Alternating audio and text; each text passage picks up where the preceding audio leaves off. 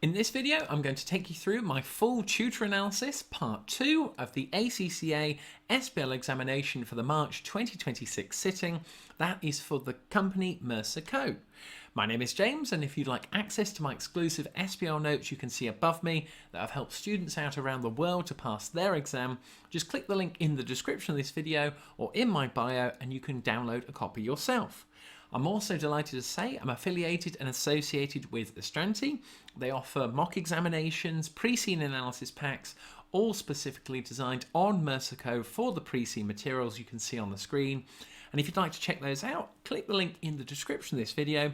And for pure transparency, as always, if you were to purchase anything, I'd be entitled to a small percentage which goes to supporting the YouTube channel. So as always, a massive, huge thank you. If you have any questions, please feel free to leave me a comment down below. I will get back to you. And this is where we now are going to get stuck into the pre-scene notes, as you can see on the screen.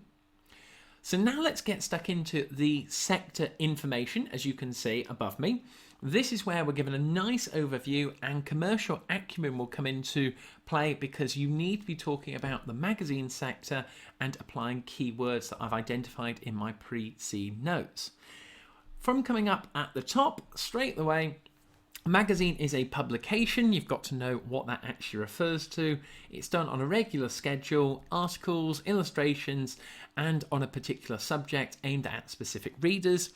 Imagine if you've been into the dentist or the doctors, that kind of stuff, you'll see them printed out there. But as we're told in the pre-scene materials, this is where, for the company of Merceh Co, they do printed-based magazines and digital formats.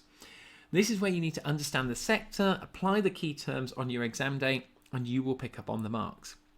Now, we're told that Merceh Co is one of the big 5 publishers actually in Darland, and magazines are published on a range of different subjects.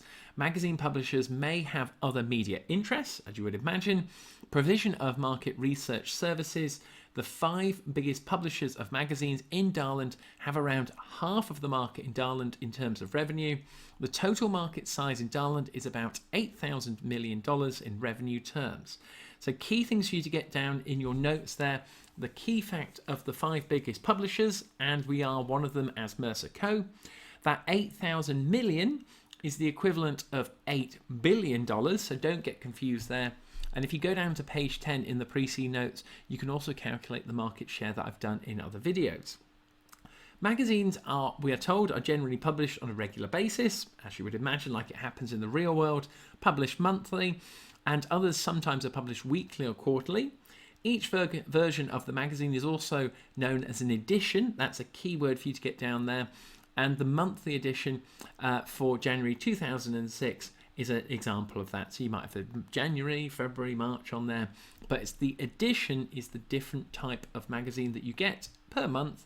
So it might be, I don't know, football or rugby, and you have the edition for football in January, the edition for football in February, and so on and so forth.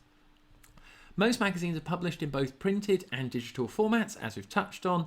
The market for print-based magazines is diminishing, dropping down year on year. If you have a look on page 10 of the pre-scene notes, you'll see that in the diagrams. Although, and this is an important phrase for you to remember for your exam, and feel free to quote it as well, it is likely to remain significant for some time to come. So it may be dropping, but it is still not insignificant, and it will be around for some time to come into the future. So most people prefer digital nowadays, especially on their phone, and readers are defined as anyone who pays to have access to the magazine content, either in print-based or digital formats. So key terms for you to get down: readers on there, editions, as we've just touched on, and some readers pay a subscription to purchase a set number of editions of the magazine to access the online content for a set period.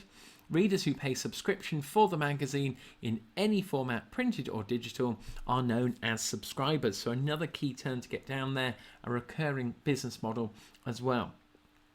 In terms of products, and I'll quickly scroll it up so you can see a bit more with the other notes below. The majority of magazines published in Darland relate to leisure activities and interests, including home, lifestyle, sports, hobbies, computers, motoring, transport, music, film, television, programs, and celebrity news. This is where we've got wider market interests on there, 11 key areas in different niches, and these are key points linked to the divisions we will see further on page 8, because we're told about Merceh Co that they actually produce materials on some of those, but not all of the topic areas. There are also some business and professional magazines, more niches, covering the news and matters of interest for specific business sectors and occupations. So again, being aware of the different specific potential markets to sell for. And the content of magazine varies according to the subject of the magazine. It might particularly include the latest news, subjects, articles, topics, interests, regular opinions, particular authors, and reviews of products connected with subjects of the magazine. So different contents inside, depending on the topic area, and is going to link to different levels of demand, what customers are wanting. The digital content available for magazines varies by publisher and magazine, as you would imagine. Sometimes the publisher can reproduce the content and format, and this is very cost effective and cost saving on there, from the printed based version of the magazine to maybe putting it online. So it could be another unique selling point there for Merceh Co. However, some publishers offer extra content through a number of online channels, as we can see below. So additional website material on there to the magazine content, so further content, videos and video clips, email newsletters, podcasts and social media on there, looking at adverts and promotions being placed. Definitely a SWOT opportunity for you to get down, adding different value areas for the content and repurposing it, and further revenue streams possible here and strategic points you could refer to. So definitely don't overlook those 4 key areas. Now, coming on to page 3 on the left hand side, we're also told about publishers entering into partnerships to maximize the distribution of the digital content. So for example, partnerships with digital app stores.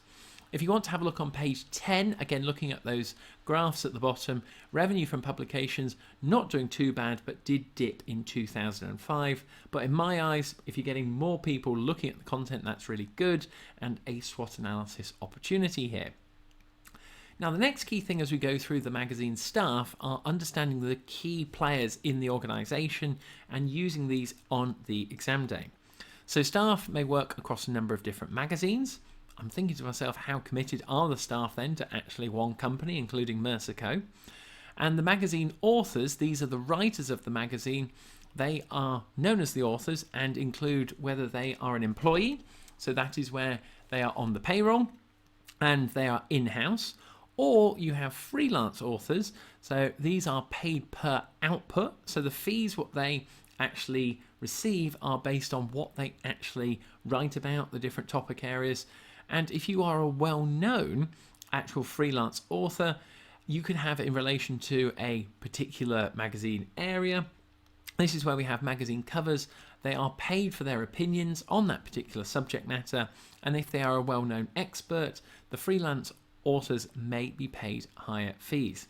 The key bit here is freelance authors are not employees. Could link into maybe something like a trade union part style question. It's arranged by the publisher and requires them to produce specific content. So the more high profile the person that is the actual freelance author, the higher they're going to be paid, and they are paid per output, which is the article that they write. We're also told about other magazine staff. These are the operating expenses to run the magazine. So you've got editors that check the authors, what they've written, accuracy, spelling, grammar on there, linking it into the risk register on page 6 for plagiarism. We're also told about design staff. They're responsible for the design and the layout, as you would imagine, for the published materials, appealing to pick up and read. So, you know, when you're in a shop, you look at it and you kind of go, does that look appealing to me on there? Difficult to say. Some you go yes, some you go no. Advertising staff are responsible for selling the space in the magazines to advertise the business advertisers. And again, page 5, advertising income is actually declining on there within the organisation. But have a look at the actual graphs on page 10 in terms of it as well. Because of the competitive nature, it's declining particularly in the printed magazines. That's the key thing to be aware of, because magazines contain adverts for products and services which advertisers feel interest for the magazine readers who are picking it up. So if you've got less readers reading magazines, then the advertisers are not going to want to put as much information or actually much spending into it. We then have marketing staff, as you would imagine, about marketing. But if you look on page 4, we're told about e-marketing strategies and another option.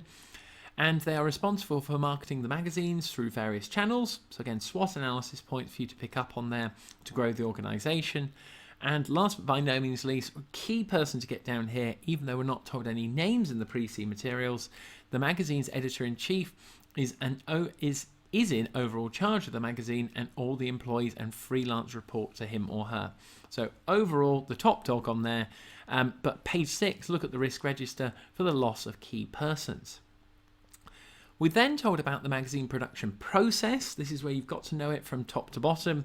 And for each edition of the magazine's editor-in-chief, as we said, the top dog there, the overall responsible, accountable person who has the final say, specifies the content of the magazine, who will write each item, and if it's going to be done by an employee or a freelancer. We're not told who actual Merceh Co's editor-in-chief is. Could be something you could mention in a requirement if you needed to refer to it. And we're not told who pays for these actual expenses, that some authors actually write material solely at their desks. Some actually have to go out and write the material, that they might have to go to an event. Or as we're told here, if you write articles on films, you might actually have to go and watch the film at a screening. Magazines have a guide which authors must follow when writing the content. Again, that plagiarism risk on page 6. Guidance will include what content it is and what is not acceptable. That's tone, presentation of the content, paragraphs, punctuation on there, as well as preferred terminology. The better the quality, the more demand is likely to be there. And what if an author was to actually miss a deadline? That's again something practical that could be tested on the exam day, as authors generally have to produce content by a set date. And for each edition of the magazine, the deadline allows sufficient time for editing and printing, actually putting the content out there, and the publication date of the magazine. So in other words, applying the key personnel above to the production process of the magazines. But you kind of say to yourself, well, what if they didn't hit the deadline? What if the content was actually bad? Once the content has been written, it is reviewed by the editors as well before going to the editor-in-chief. Once writing and editing has been completed, the content written by authors is brought together in an edition of the magazine, and this includes advertisements, letters from the magazine readers themselves, and the magazine's chief in editor will review the whole magazine, and the magazine will be printed / uploaded if published online. So the magazine actual editor-in-chief is the last stage of the magazine before it goes out. They have the final say, they are accountable on there, and this is where it is a more completed piece and the final part of the whole process on there. That is one of the key things that you need to be aware of. And that nicely takes us through part 2 of your full tutor analysis of the pre-C materials for the March 2026 sitting. If you would like a copy of the full pre-C notes, you can see on the screen, click the link in the description, along with checking out those Astranti mock papers. They are definitely going to help you to pass. But what I'll do now is I'll put actually part 3 on the screen for you to check out, and we'll reconvene where we picked up on there. So make sure you subscribe, like the video. Thank you for all your support, and I'll see you on the other side. Thank you very much.